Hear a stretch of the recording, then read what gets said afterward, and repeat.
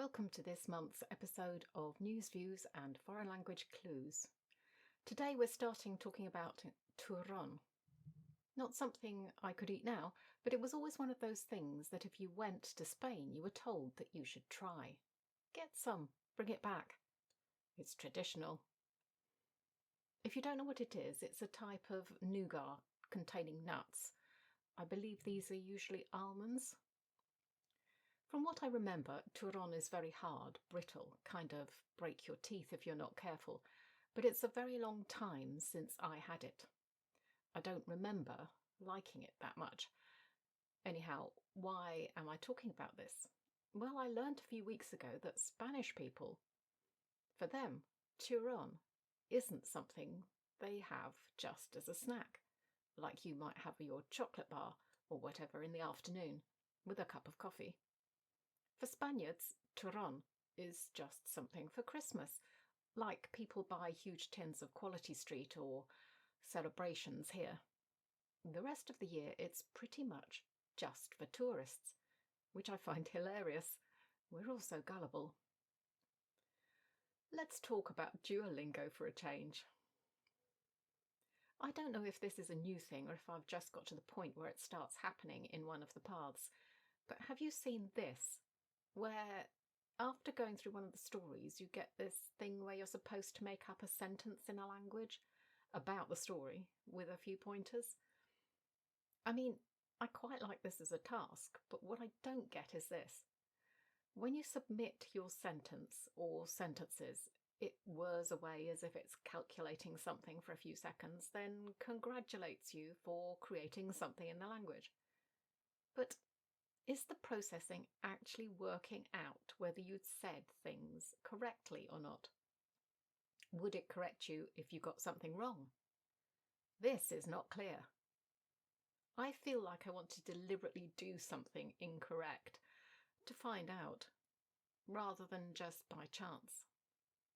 But I also don't want to do that because I don't want to get something wrong. After all, I'm bound to get something wrong without trying eventually, aren't I? It would be better if the message was something like, "Congratulations, you didn't make any mistakes in that sentence." Something actually useful to a language learner. Otherwise, it means nothing.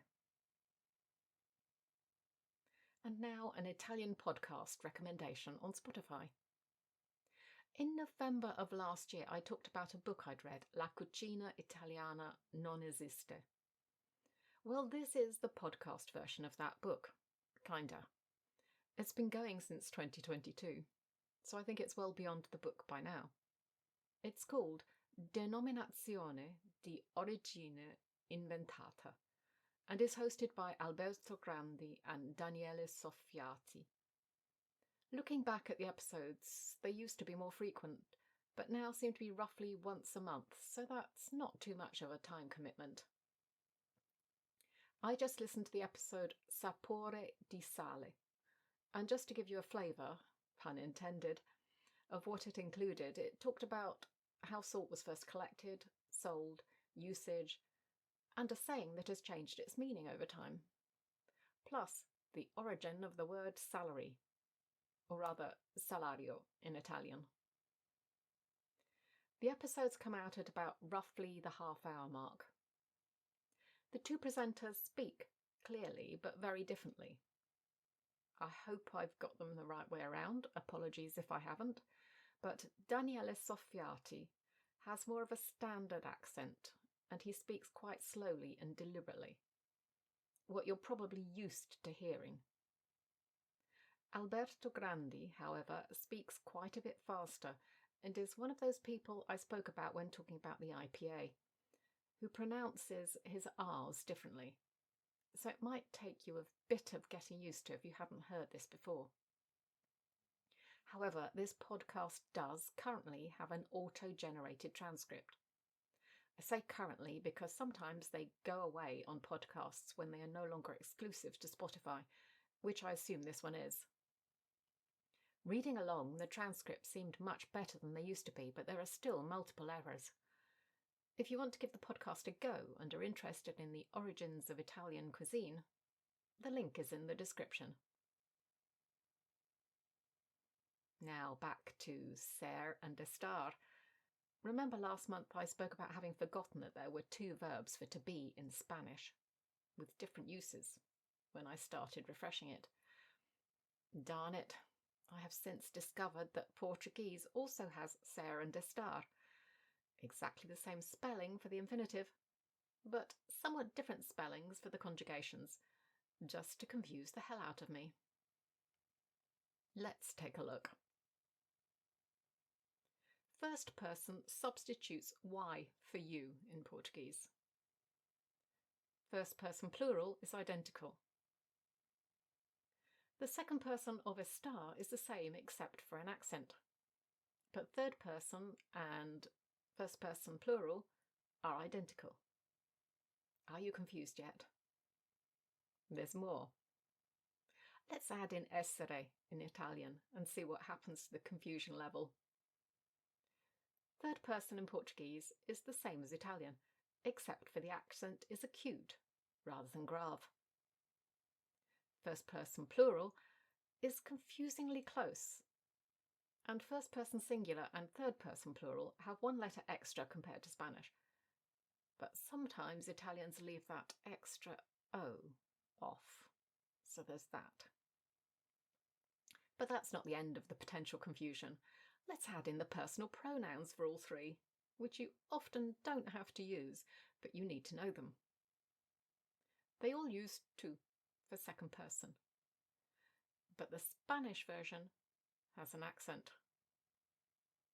First person yo and io for Spanish and Italian have different spellings but sound almost identical. And then there's all the el, ella, elle, ella, and their plurals.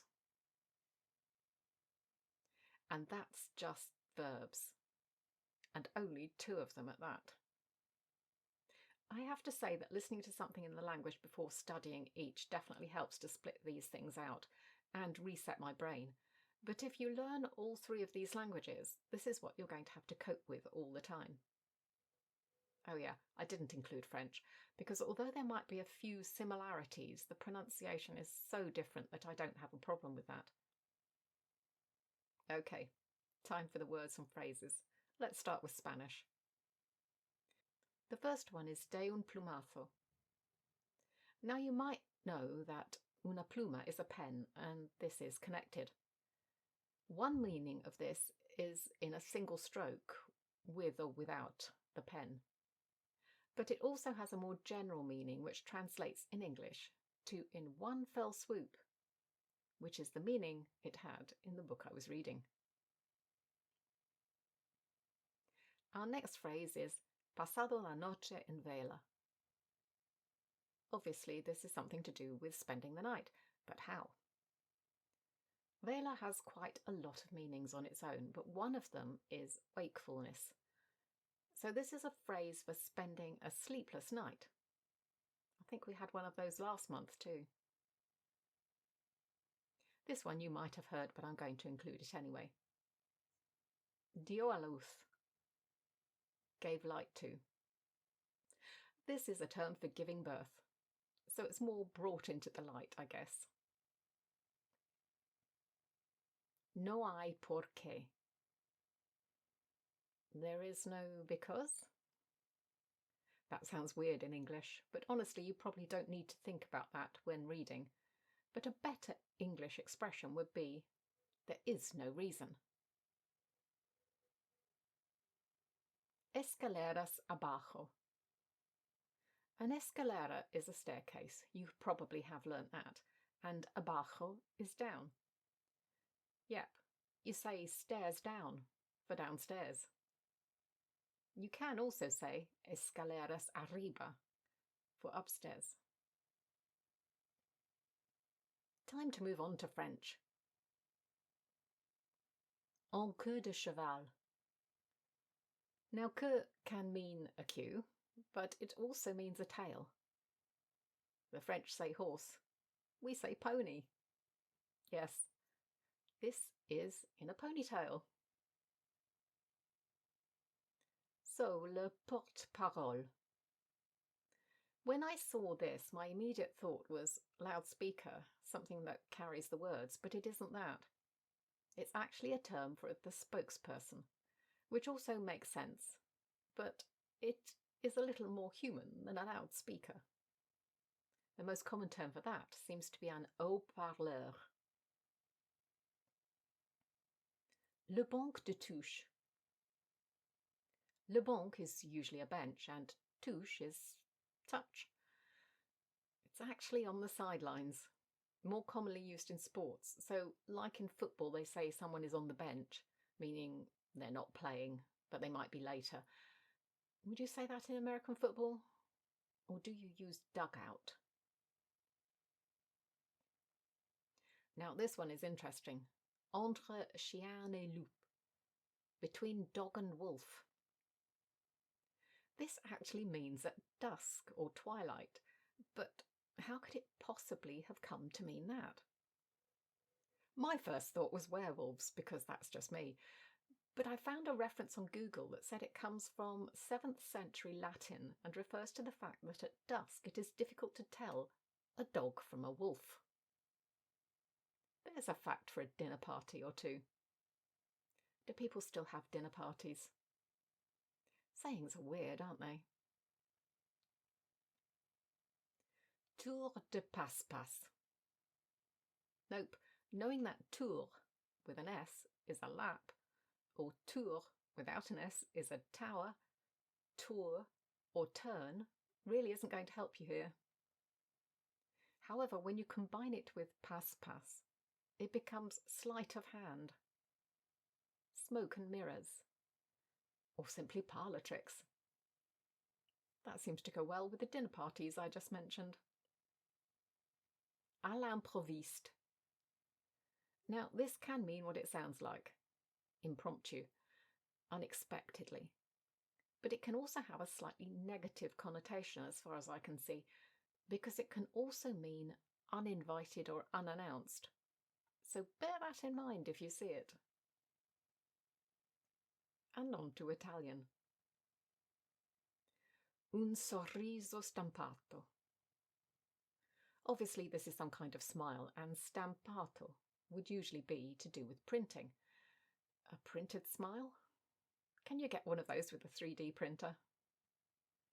This is actually a grin, but it seems to be the type of grin that stays on your face for a while, so it's kind of fixed, or as it says, printed.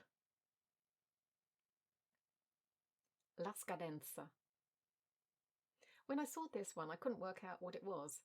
Did it have something to do with cadere and falling? It certainly wasn't the opposite of cadence, which is cadenza. But cadence is linked to timing, and that does give us a clue. What is it then? It's a deadline or expiry. In context, it meant a deadline for the draft of a book. I suppose you could say it's bad timing, so maybe adding the S, which often gives you the opposite, does make sense after all.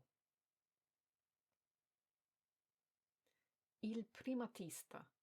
When I see prima, my first thought is first.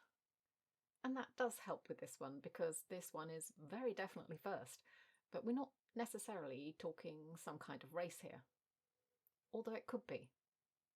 It's simply the record holder, and many of those involve no racing at all. When I looked up gigantographia, the only thing in the e-book dictionary was blow up, and I thought, okay. But you don't have to worry, because this is specifically related to pictures, images. It's a kind of blow up of a picture, or as we usually say, an enlargement. So, giant poster or picture it is. Un segnalibro. A book sign? Well, I guess it is, kind of, because it does mark a book. Okay, you've guessed it already. It's a bookmark. We have to have some easy ones in amongst the detective work. Zone di prato. Now, I'd only ever seen prato in relation to large grasslands before this, and that certainly didn't fit with what I was reading. the characters were in the middle of a city and you don't get many grasslands there. But prato can also just mean a lawn. So zone di prato are lawned areas. Probably not quite a park, but just those random bits of grass you might get in the corners of a city.